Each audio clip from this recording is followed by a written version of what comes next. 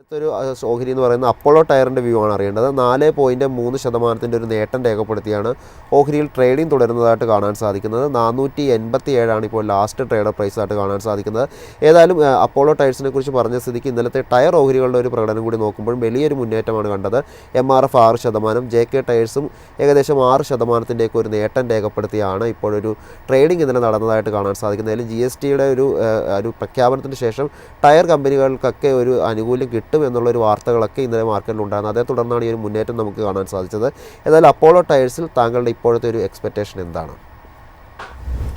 Apollo ടയർസിന്റെ കേസിൽ കഴിഞ്ഞ ഒരാഴ്ചയായിട്ട് നമുക്ക് നല്ല ബൈങ് ഇൻട്രസ്റ്റ് കാണാൻ സാധിക്കുന്നുണ്ട്.